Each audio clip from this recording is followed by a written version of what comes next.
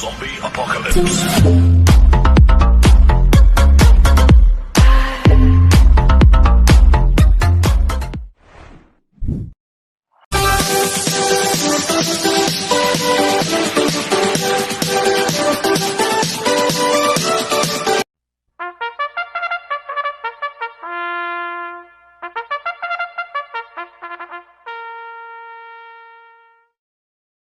Magandang araw po mga bayang karista. Ngayon po ay araw ng linggo, December 10, 2023. Karera po ng Metro Turf, Malbar, Batangas. Meron po tayong 12 karera sa araw na ito. Nandito naman po yung lingkod, Drunken Master Wangbu aka Eloto Budoy para magbigay ng giya at analysis niyo mga bayang karista. Mga bayang karista, start po ng karera natin ay 1:30 p.m. At ngayon po yung 24th Philtobo Grand Championship Day. Kaya bago po magsimula magbigay ng giya at analysis, huwag pong kalimutan subscribe, like, and share yung YouTube channel ko po. Siyempre, huwag din pong kalimutan i-click yung notification bell ko para updated po kayo sa mga bagong videos ko. Kaya mag-start po ko sa pagbigay ng giya at analysis. Race 1, first pick 6, covers race 1 to 6. May 8 kabayong tatakbo. Sponsored by Rancho Santa Rosa Trophy Race sa distance 1,400 meters. So, solohin ko na po ito, numero 4, Chocolate Thunder, na sasakay ni Ari Madonna. Ito, last round po nito, November 18, tarsero po siya kala Magna Cum Laude. Medyo mabigat po nakakalaban nito, Magna Cum Laude, Ninong.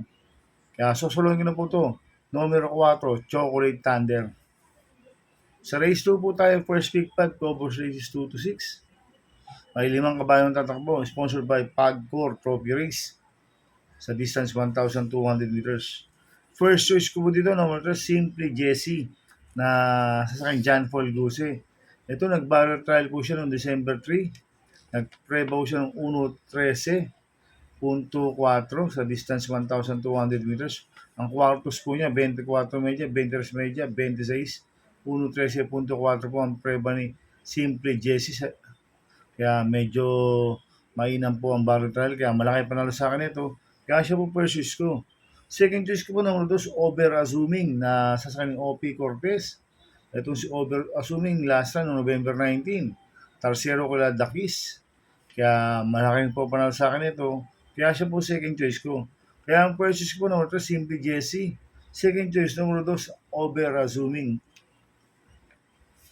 Sa race 3 po tayo, first winner day, goal covers race 3 to 9. May 13 kabayong tatakbo. Sponsored by 1-2 Corporation Trophy Race sa distance 1,400 meters. So, solohin ko na po ito, numero 9, Hombre, na sa ni Francis Haytuason. Medyo mainam po panalo niyan last run noong December 2. Malayong nanalo, nagprebo siyang 1.26.4 sa distance 1,400 meters. Kaya susuluhin na po yan, numero 9, Hombre. Sa race 4 po tayo. Second pick 6, covers race 4 to 9. May 12 kabayong tatakbo. Sponsored by PCSO Philtobo Stakes Race sa distance 1,400 meters. First choice ko po dito, number 11, Sonny Clay, na sasakyan JD Sarate. Last lang po na ito, November 19. Tarsero ko lang Jaguar. Medyo mabigat ang nakalaban. Cambio Inete, binigay JT Sarate. Last in charge race po sumakay dito. Kaya malaki panalo sa akin ito. Kaya siya po first choice ko. Second choice ko po, Copulente number 7, Agidaw, na sasakay JB Bakaykay. 7A, Shanghai Silk, na sasakay John Anthony Guse. Last na po ni Agidaw noong December 3. Tarsero ko lang Peros Treasure. Cambio Hinete, binigay mo kay JB Bakaykay. Last na si James Storky po sumakay dito. At last lang po ni Shanghai Silk noong November 25. Segundo kay Basket of Gold. Medyo maganda na po tinako ni Shanghai Silk. Kaya itong couple entry number 7 nito, parehas po may panalo to, kaya sila po second choice ko. At lalagyan ko pong third choice sa pandiado, numero 4, Elegant Lady, na sa akin ni A.M. Bupete. Last lang po nito noong November 25, tarsero ko na Basket of Gold. Medyo hindi lang po maganda ang alis nito, si Elegant Lady. Ito, lumundag lang po ng maganda to. Magandang diado to, kaya siya po third choice ko na pandiado. Kaya ang first choice ko, numero 11, Sonny Clay. Second choice, Copulente numero 7, Agidaw. 7A, Shanghai Silk. Third choice, na pandiado, numero 4, Elegant Lady. Sa race 5 po tayo, second pick 5 ko po 5 to 9. May 4 na kabayong tatakbo, sponsored by Congressman Lolita Karen T. Abier sa distance 1,400 meters. So, solohin ko na po ito, numero 1, made for trophy na sasakanin Kelvin Abobo. Last run po na ito noong November 19, segundo kay Dakis. Si made for trophy, kaya solo ko na po yan, numero 1, made for trophy. Sa race 6 po tayo, second winner table ko po 6 to 12. May 13 kabayong tatakbo, sponsored by 1-2 Corporation Trophy Race sa distance 1,400 meters. First choice ko po dito, number 2, Magnolia Yana na sa Jan Alvin Guse. Ito, binili kay Jan Alvin Guse. Lasang CP Enson po ang sumakay dito. Kaya malaki panalo sa akin ito. Kaya siya po first choice ko. Second choice ko po, number 7, Captain Det na sasakay ni Francis A. Tuason. Ito, malaki rin po panalo sa akin ito, si Captain Det. Kaya siya po second choice ko. At lalagyan ko po third choice sa Pandiado, yung Copulente number 9, Misha na sasakay ni General Stoker kay 9A Advocacy na sa JB Bakaykay. Parehas po may panalo to, kaya magandang diado to. Kaya sila po third choice ko. Kaya ang first choice ko po, numero 2, Magnolia Yana. Second choice, numero 7, Captain Det. Third choice sa Bandiado, Copulente numero 9, Misha 9A Advocacy. Sa race 7 po tayo.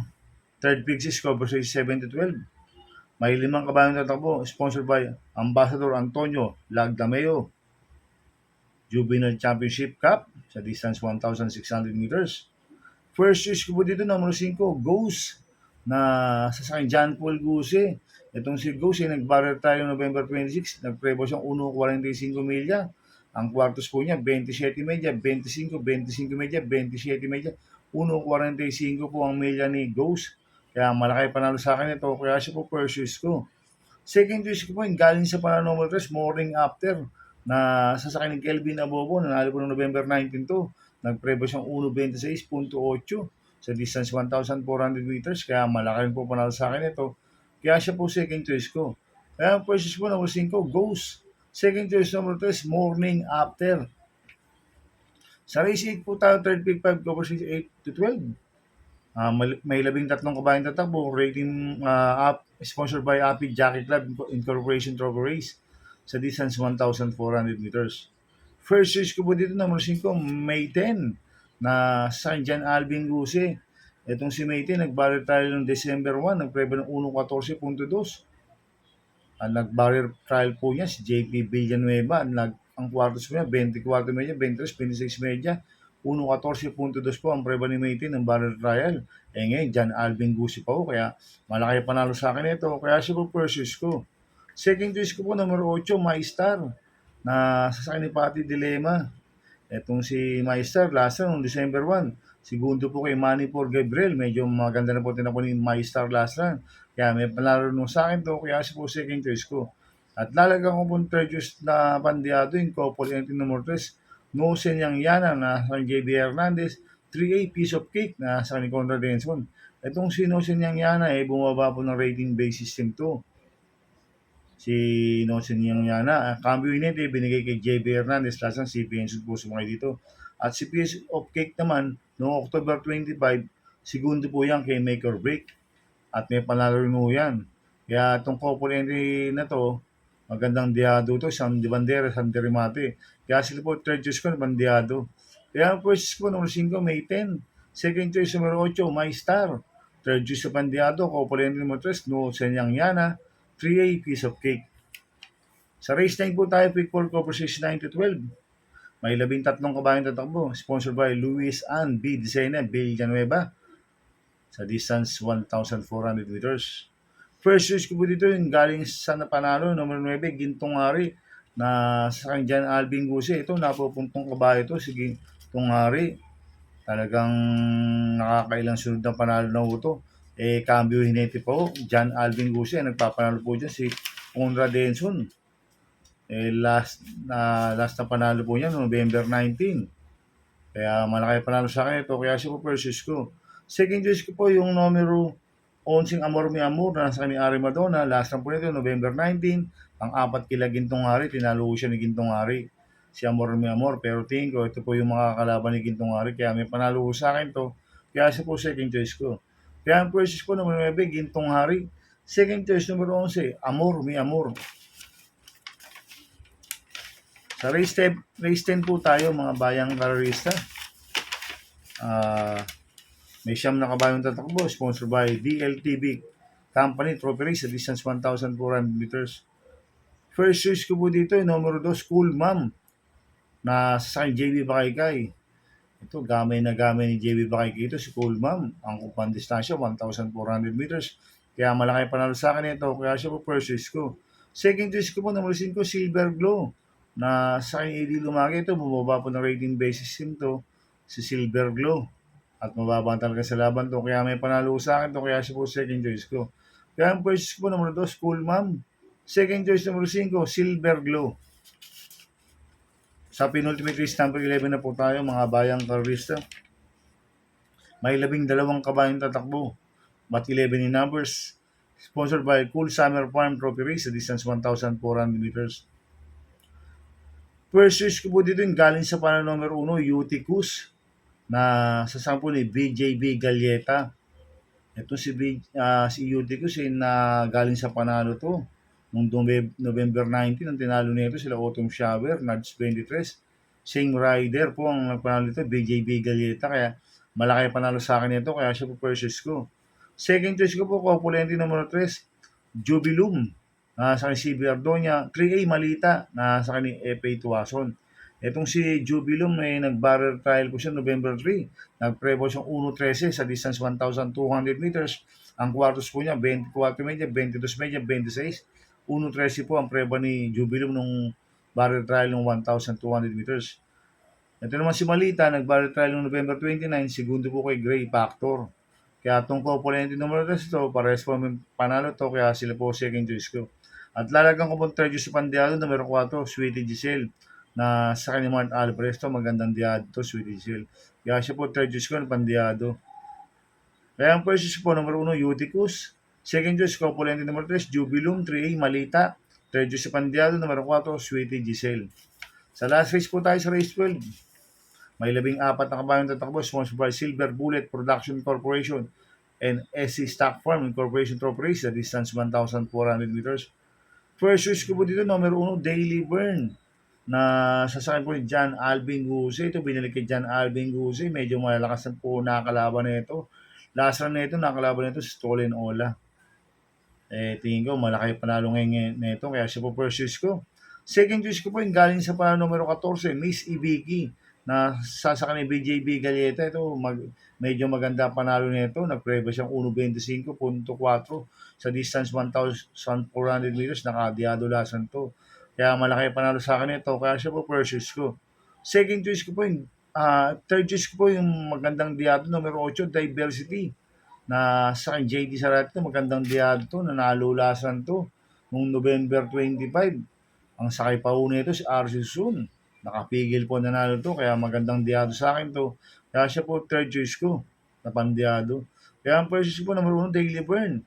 Second choice numero 14, Miss Ibiki. Third choice sa pandiado numero 8, Diversity. Good luck and happy racing, mga bayang karisa. Inuulit ko, ito'y gabay ko lang at analysis ko.